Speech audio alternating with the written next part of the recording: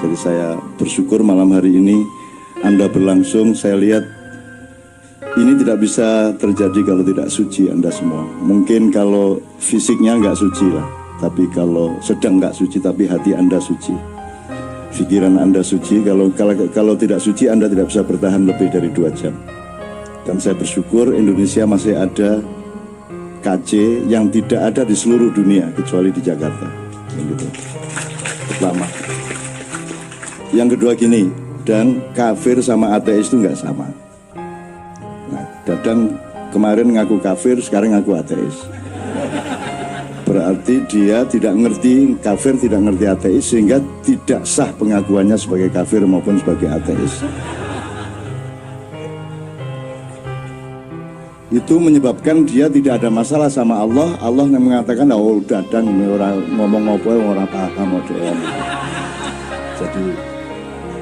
Jadi gini, dan kalau kafir itu ada Tuhan tapi diingkari. Tapi kalau ateis, Tuhan nggak ada. Ada Tuhan tapi disekutukan, itu namanya syirik atau musyrik. Kalau ateis itu nggak ada Tuhan. Pokoknya dalam diri seseorang Tuhan itu nggak ada. Itu namanya ateis. Nah, jadi kalau Anda mendengarkan Dadang, Anda harus mengerti makomnya. Dia itu mataul ghurur, dia itu hiasan di bumi, ya. Yang penting indah dan menggembirakan. Tidak usah diukur ini Mas Murni apa KW4, nah bener dah. Pokoknya yang penting datang menggembirakan.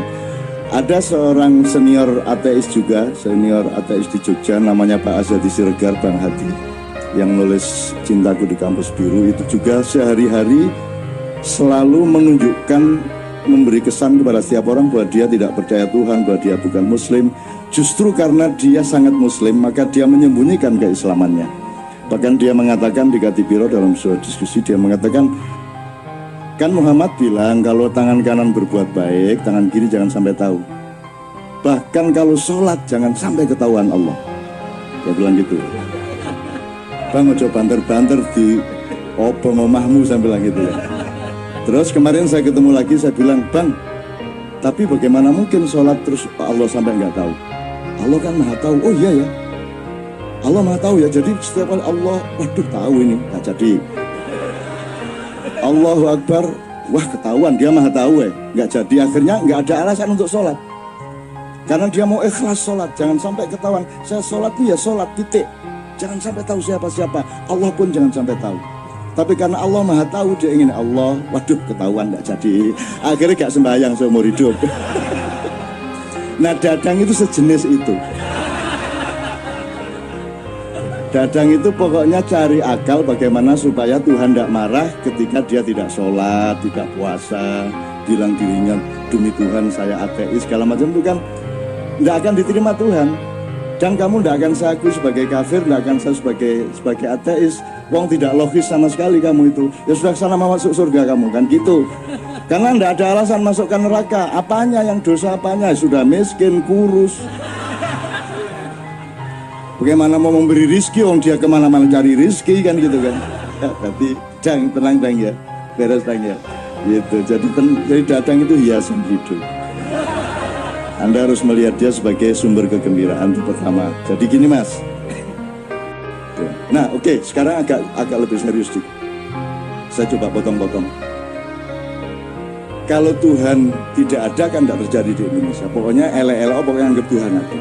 Sekarang Tuhan ada tapi diingkari. Atau Tuhan dianggap tidak ada. Variabelnya ya. Kalau ada sebuah rapat anggaran dan Tuhan tidak diingat oleh orang yang rapat anggaran, berarti ateis itu rapat. Benar nggak? Kalau ada presiden mengambil keputusan dan selama dia memproses kemudian mengambil keputusan itu dia tidak melibatkan Tuhan sebagai pertimbangannya, berarti ateis dia.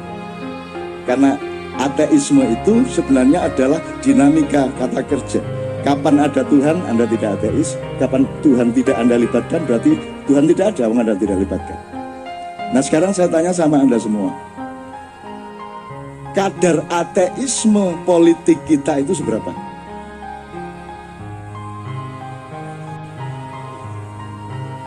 Kira-kira ini ya Mas ya. Jadi maksud saya kamu dengan judul ini besok ke Bandung pulang, ke Tangerang pulang, ngelihat dengan mata pandang ini. Oh, Tuhan tidak diajak runding, Tuhan tidak dijadikan pertimbangan, berarti ateis. Kan enggak terus jadi orang Islam tuh syahadat sekali terus Muslim, ya enggak dong. Gendeng tak? Enggak lah. Tuhan menunggu kesetiaan karena konsistensi tadi. Apapun yang terjadi, Tuhan adalah faktor utama hidup saya, subjek utama. Makanya sholat itu untuk latihan. Jadi kalau Anda di pasar, di warung, di kantor, Allah di sampingmu, maka engkau menyebut ilaihi, ya, dia. Tapi kalau Anda sholat, Allah di depanmu, maka Anda menyebut iyaka na'budu wa iyaka nasta'in, karena Allah di depan kita berhadapan. Nanti ada peristiwa rohania di mana Allah bersemayam di dalam kesadaranmu. Ini kalau diteruskan menjadi thariqat la ilaha illallah, la ilaha illa anta, la ilaha illa ana. Nah ini bahaya ini, jangan diumum-umumkan. Dadang seneng ini. La ilaha illa ana, la ilaha illa ana, la ilaha illa ana. Jadi Allah sebagai dalam tanda petik pihak ketiga, pihak kedua, dan pihak pertama. Itu untuk latihan. Supaya ketika kamu ngurusin kehidupan di pasar, di kantor, di tempat pekerjaanmu, Allah tetap menjadi faktor utama. Meskipun dia tidak di depanmu, paling tidak dia di sampingmu. Kalau dia di sampingmu, dia ada di dalam dirimu. Makanya konsep manunggaling kawula lan Gusti di Jawa itu bukan raja bersatu dengan Tuhan, tetapi di dalam kesadaran si raja itu Allah sama hambanya Allah itu menjadi satu. Maka dia tidak berani khianat kepada Allah karena akan mencelakakan rakyatnya, dan tidak berani dia menyakiti rakyatnya karena akan diadab oleh Allah. Dan begitu namanya manunggaling kawula Gusti. Susahnya Raja Jawa 500 tahun tidak ngerti ini, karena aslinya mereka bukan Raja Jawa, tapi untuk kalangan. Ini Jogja sedang konflik keratonnya dan seterusnya. Kalau tadi tentang tidak usah lah, ini masalah kecil lah, masalah kecil. Ini waduh kalau dibuka ini gawat ini. Pokoknya tapi kira-kira ngono maksudnya yang itu Mas ya. Sekarang Anda mau jualan, Anda mau menghamili istri, Anda mau nyaur utang, Anda sedang pusing. Ketika Anda senang, libatkanlah Allah sebagai faktor utama di mana engkau bersyukur. Ketika engkau mendapat kesulitan, lo kok enggak melibatkan Allah, goblok men gue. Masa kamu dapat kesulitan, Allah bukan faktor utama? Apalagi dalam keadaan senang, kan gitu. Allah mengatakan bahkan barang siapa yang mengingat, gimana Ustaz? Yang mengingatku pada saat berdiri maupun duduk. Kev, ayatnya Ustaz, Ana enggak hafal ini. Saya sengaja tidak menghafalkan supaya tidak terlanjur menjadi kiai. Terus nanti mereka nggak karu-karuan sama saya. Saya memang saja. Alladzina yadhkuruna Allaha qiyaman wa qu'udan wa ala junub.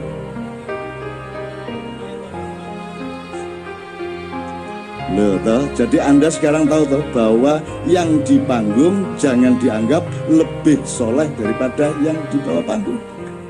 Jelas ya sekarang? Saya pura-pura enggak hafal hanya untuk membuktikan itu. Padahal ya orang hafal gitu. Jadi ada gunanya orang enggak hafal Quran itu supaya dia rendah hati. Salah satu bahaya orang hafal Quran adalah dia menjadi tinggi hati. Saya tidak mengatakan jelek, bagus. Tapi jangan kehilangan kerendahan hati.